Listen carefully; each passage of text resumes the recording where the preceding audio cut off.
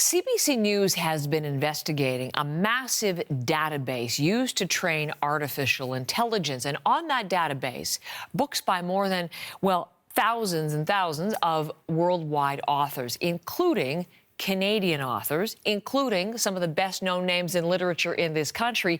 Valérie Ouellette has been investigating and is with me in studio. Tell me a little bit more about the database and what you found. So, Heather, I spent weeks digging into this database, which is called Books 3. And what it is that it contains a collection of 200,000 books that have been turned into text files. And it was part of a huge repository called The Pile. It could be downloaded by anyone online between October 2020 and August 2023, when it was pulled offline after its existence became known, and it generated, of course, a backlash and controversy. So what I did is I made my own list of Canadian authors. I took the names of all authors who are members of a professional association in Canada, and all authors who received a prestigious literary recognition. For example, authors who perhaps were CBC Canada Reads contenders, or who were awarded a Giller Prize. And I found 1,200 Canadian authors. Yeah, 1,200, and there are 2,500 books. That's a lot of names. And you're right, all the big names were there. Let's take a look.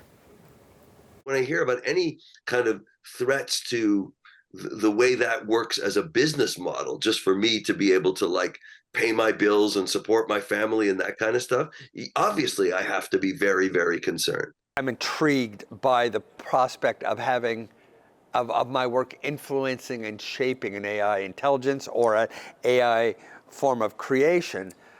But I am very worried about the fact that how quickly that could be turned around into something negative. So that's interesting. Some of the reaction at finding their books are part of this database. They didn't know that, did they, in some cases? So you just heard Gordon Corman, who is a children and young adult book author. A lot of people told me they read his books in middle school. So he had over 25 books in Books 3, had no idea. And was really surprised, but mostly concerned about how these books ended up in there in the first place. And Drew Hayden-Taylor, again, had no idea. CBC sat him down, showed him 9 of his plays and short story collections were in there.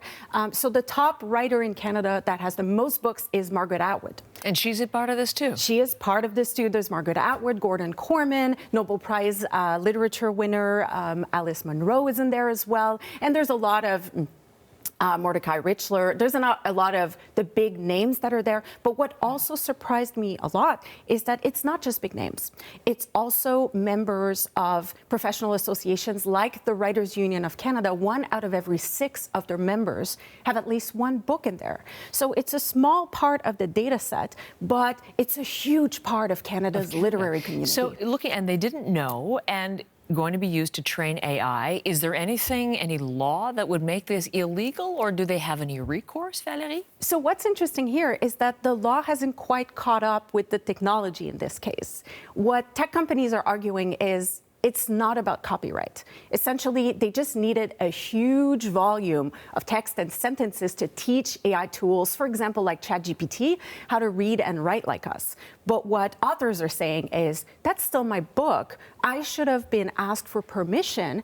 And what they're even more worried about is that AI now knows how to write like them and could potentially generate books or short stories in their unique artistic voice.